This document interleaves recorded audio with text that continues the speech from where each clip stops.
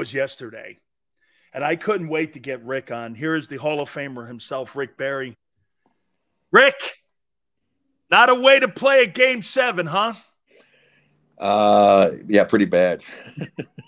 Yeah. But, you know, I mean, they played them pretty decent for a while. You know, it doesn't break my heart. You know why. You know, I'm not a big fan of Doc Rivers, and so I feel badly for the guys on the team who, you know, tried so hard to do something. But Jason Tatum was just on a roll. I mean, you could just tell he had the feeling. You know, you get that feeling sometimes, like everything you throw up eventually is going to go in, and he was on a roll. And the team played so well. Their defense shut him down. You know, played tough defense, and they just went on that long run and blew the game open, and you know, basically embarrassed them. That's an embarrassing loss in the Game 7. There's no question about that. Is Tatum elite in the NBA? Would you consider him one of the top 5 players in the NBA now? Or I consider him one of the top players. I mean, you know, he still has a propensity to, and like a lot of players do, to force things a little bit. I call it basically the Westbrook syndrome, where you try to make things happen as opposed to taking what the defense gives you and let the game kind of play and come to you. Jordan Poole has the same tendencies at times to do that. At times, Brown does that for the Celtics. That got him in trouble against the Warriors last year. Too many turnovers. You don't try to force things. If you don't have something, pass it up, move, cut, and play good, sound, fundamental basketball, team basketball, and you'll get so many more easy baskets. That's when the Warriors are at their best. They got in a little bit of trouble. I think they were relying on Steph too much dribbling, too much stuff. You know, the same thing with the Knicks. I mean, Brunson, my God, he had to work so freaking hard. You can't have one guy have to do so much in order to try to help a team win. It just works better when you get everybody involved. It's tougher on the defense when you force them to have to make a lot of decisions. The more decisions you force the defense to make, the more of the likelihood they'll make a mistake. If you have smart players, they'll capitalize on those mistakes, and you get a lot of easy baskets.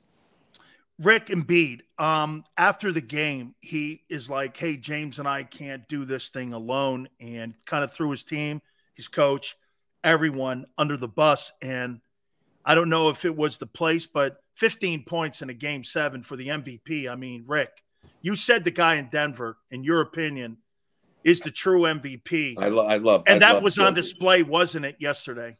Yeah, well, because Jokic does so much more for his team. But you also have to understand that I don't understand. I had a good talk with Clifford Ray, my dear friend, the starting center on our championship team, who was probably one of the best big man coaches the NBA has ever had. Just a litany of people that he's helped turn them into better players. And both of us agreed that why would you have Embiid outside so much? It's not like he's out there making the passes that the Joker makes. Put him down inside, cross screen for him, bring him over, make him switch over, give him the ball, let him abuse people down in the post. I don't think he was necessarily utilized as effectively as he could have been in that basketball game. And so, you know, that's not on him. So you put him not being utilized to his abilities on the coach and how Doc Rivers used him, especially in that game. I think 7. in that game, I mean, obviously he's done well. I think in that game he needed to get back down inside and do a little bit more. And that can create a lot of problems because then you're going to have to think about doubling him. And if you have to double him, that leaves somebody else open. Now you can kick it out and get guys with their feet set, getting an opportunity to get good looks from the three-point range. And you would prevent a run like Boston had by doing that. And a team's not going to get a run like that if you're going down inside to the MVP of the league, supposedly, right? I mean, big guy who can do the things that he can do. I mean, he's going to put some points on the board. James Harden. Looks like he wants to go back to Houston. It looks like he wants to try to make that transition back there. Why do I look at him? And tell me if I'm crazy when I say this comment, because you will, and I know you will. But to me, he's a better version of Carmelo Anthony. I mean, sometimes, Rick, I see him in big games, and then I don't see him. Now, look, he's on the back 9 of his career. I'm not holding him to that standard of, say, 7 years ago. But, man, it just seems to me, again, like Chris Paul, every time the postseason comes, there's something. Tell me what your opinion is. I know you have high regard for Harden, but, I mean, how do you see him?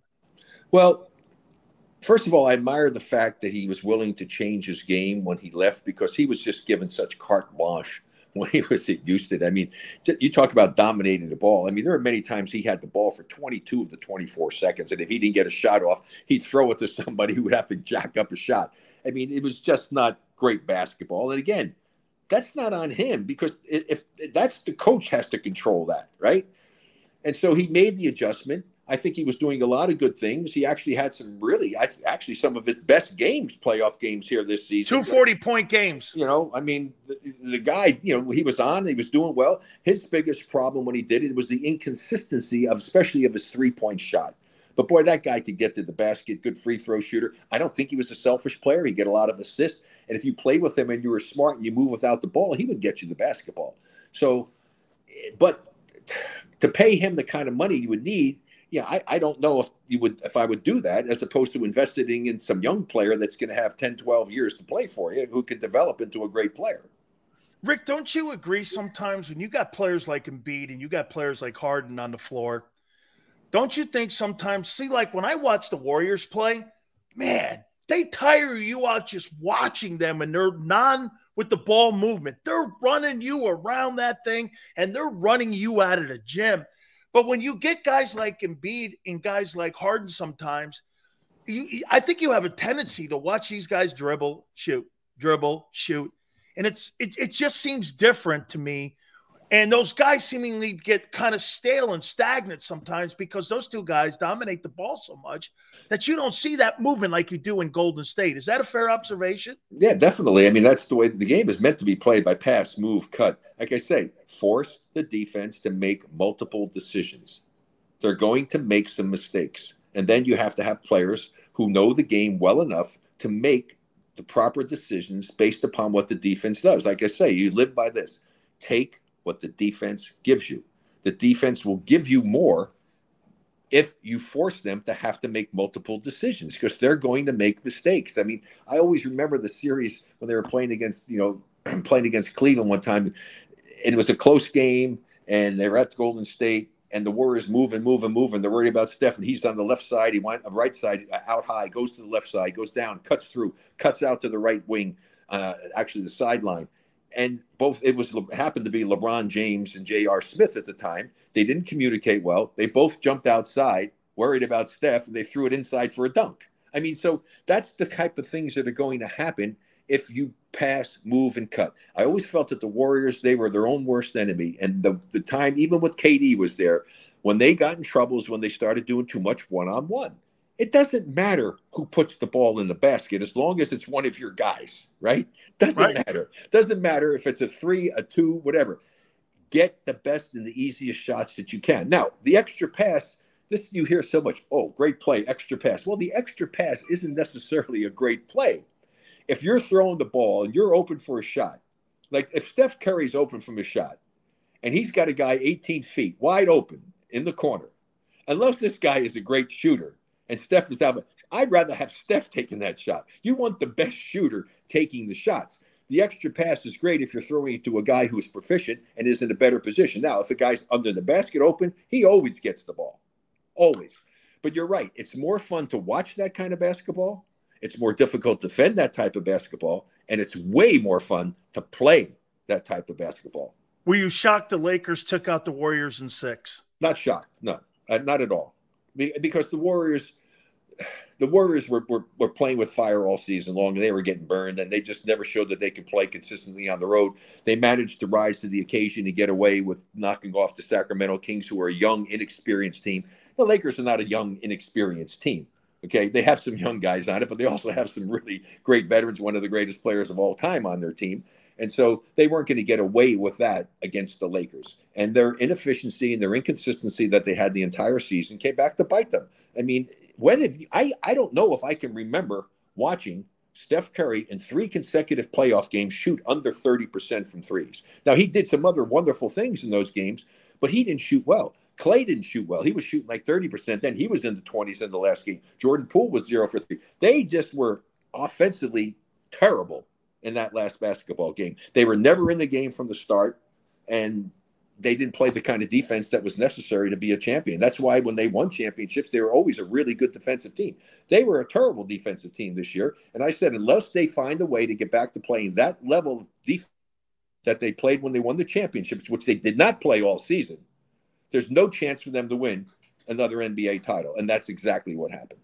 Rick, tell me my observations on today's NBA guy. And when you look at LeBron and the longevity that he's had with success, I throw this out and I kind of compare it to the NFL. Well, the quarterbacks in the NFL nowadays, you can't touch them. You can't hit them. It's not as physical as it used to be when you guys play. And I don't want to sound like, oh, man, get off my lawn, but running the lane, you're not running the lane back in the day with those giant centers and the way you guys played back in the lane. And I think that gives you longevity.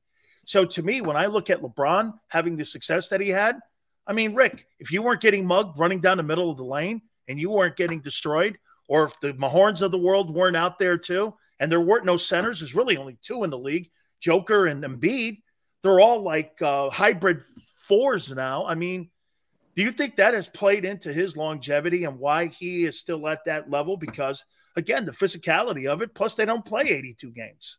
Yeah, exactly. You know, I mean, the load management situation, plus the fact back when we played, we didn't travel, on charter jets and leave right after the game and get good night's sleep and everything. All of that plays into the equation you're talking about. And that's one of the reasons why players are able to last longer. I mean, 36 minutes a game is a relatively high number for most of the star players. Very few of them are playing 40 minutes or more average during the regular season. And that's when I hear this stuff, oh, well, it's tough to get worn out. And somebody even said that to me yesterday, a friend. They said, what are you freaking talking about getting tired? You're playing, so you play 40 minutes in a game. You don't play except every other day. You don't have tough travel. I mean, don't give me this stuff about being tired. I mean, come on. You're a professional athlete. You're relatively young. I mean, fatigue should have no bearing on this. I mean, Rick, Jordan played there were 9 seasons that he had 82 games. There were another 7. He played 81. There were another 6 where he played 80. I mean, you're talking about guys like yourself who, I mean, I think Wilt got tossed from one game in his entire career. Yeah, well, Wilt averaged over 48 minutes a game one season because he played the overtimes and stuff. I don't mean to sound like, oh man, like I said. No, but here's the thing: everything changes, Dan. Okay, what happened is there's so much money on the line that they have invested in these players. They're trying to protect their investment, so they don't want to get them worn down and beaten up and not have them ready for playoff time. But there's no way that you can protect everything. I mean, you can hurt yourself stepping, out of your car or off the curb or whatever. I mean, there's no telling what can happen. There's no guarantee by doing that it's going to be way better for you. And so I hated when I didn't play. I hated when we were blowing somebody out because I knew I wasn't going to get to play. I love playing. And, to play a game and we're blowing somebody out and I play 24 minutes, I mean, I feel like I got gypped that night. All right, Rick, Eastern Conference. Let's start there first. Heat versus the Celtics. Who do you like in that series? Celtics. I like the Celtics, although I think Eric Spoelstra's done a terrific job with them and Butler's done a really nice job. But the way Boston, the defense that they play, and especially if they play anything like what they played in the second half of game number 7, there's no way that they should lose to Miami Heat. Are you shocked how good Spoelstra? I mean, when he first got that job, and I did sports talk down in Miami, he was like a quality control, a video guy, cut up situational stuff. And I asked Pat, he goes, hey, who better to have than every guy that I had cut up situations for me and all the tapes I had on how I saw the game than him. And that's what his theory was, is that all the stuff I had him do, he saw the game through my eyes. And that's kind of what you see a little bit with the way he runs that organization. Have you been surprised how good a coach?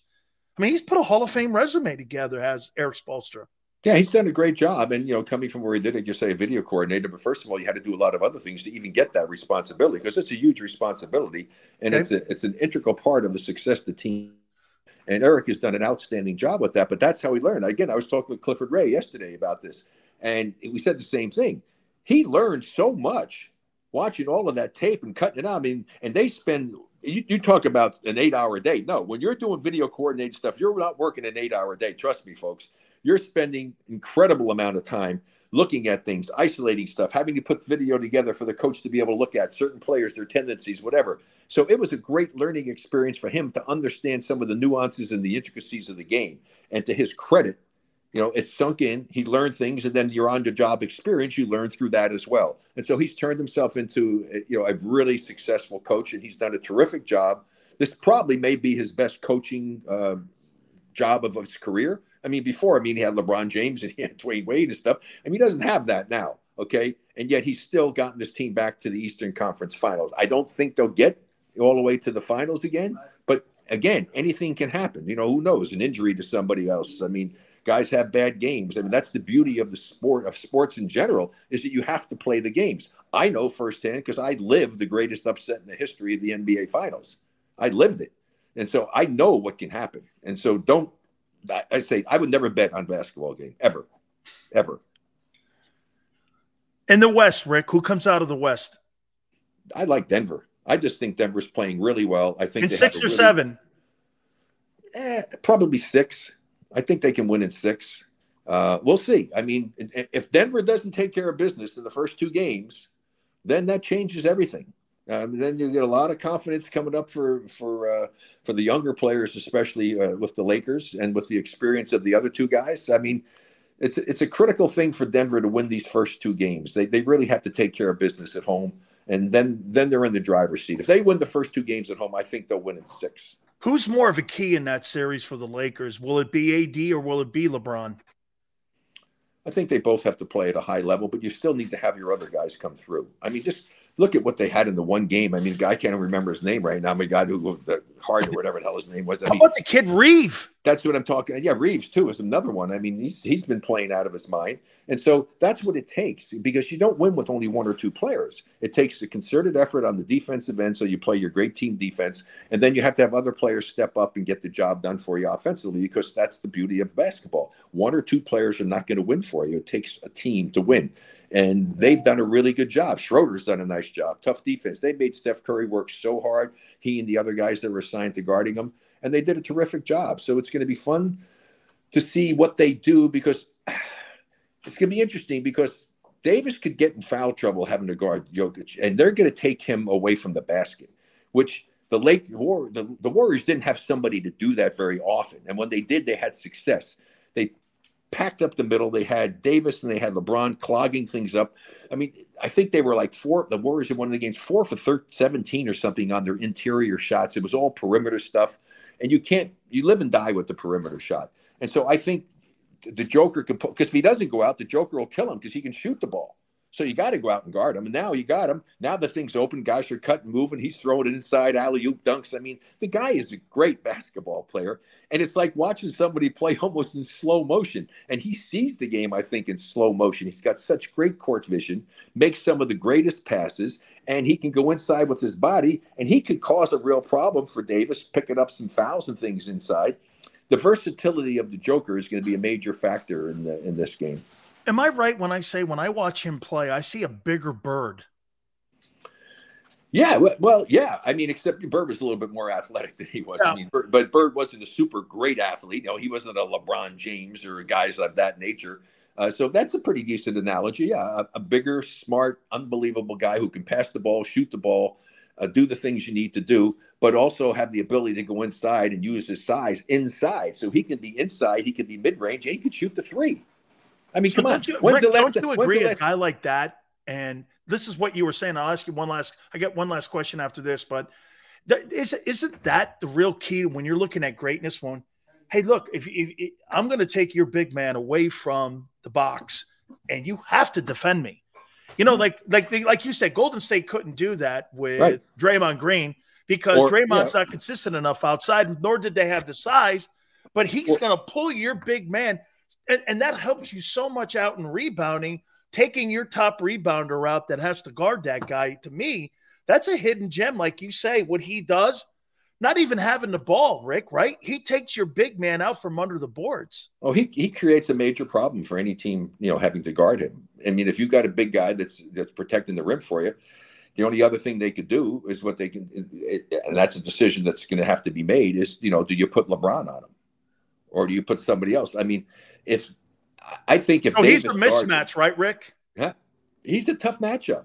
He's an impossible matchup basically because he can hurt you from every area, inside, mid-range, outside, and on top of it, He's a spectacular passer, not a good passer, a spectacular passer.